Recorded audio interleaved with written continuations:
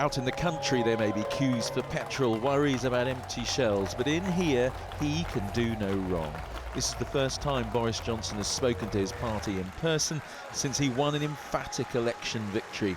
Now he had a promise that with COVID fading, it was time to deliver. And after decades of drift and dither, this reforming government, this can-do government, this government that got Brexit done, that's getting the COVID vaccine rollout done, is going to get social care done.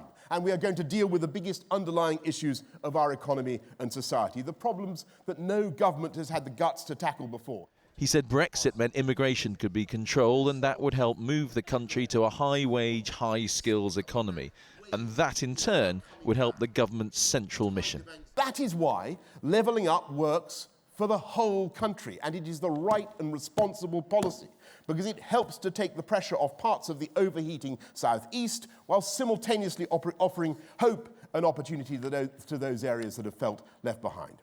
With his wife looking on, he derided Labour as soft on crime, and he mocked the opposition leader, Keir Starmer, for his response to the pandemic. That's right, folks. If we listened to Captain Hindsight today, we'd still be in lockdown. We wouldn't have the fastest growth in the G7. If Columbus had listened to Captain Hindsight, he'd be famous for having discovered Tenerife. How utterly, absolutely. There was a defence of Churchill, of British history, tributes to the armed forces and the England football team. It was unashamed patriotism, Johnson style.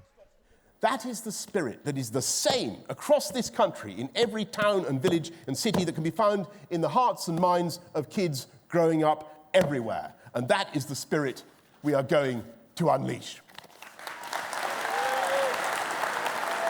Thank you all, thank you.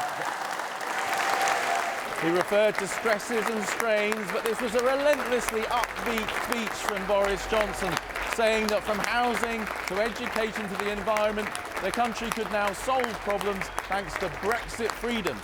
His ministers seemed in a hurry to leave. I thought it was a fantastic speech. Those who stopped were unsurprisingly appreciative. Coming out of the pandemic, and that there's a vision for the future, getting the country working, getting us all bouncing back and building back better. It was optimistic, it was forward-thinking, stark contrast to the snooze fest that came out of the Labour conference, and it's exactly what both the party and the country needed. Today he could enjoy setting out his vision to a joyfully receptive audience. Tomorrow it will be back to the grinding realities of government. Andy Bell, 5 News, Manchester.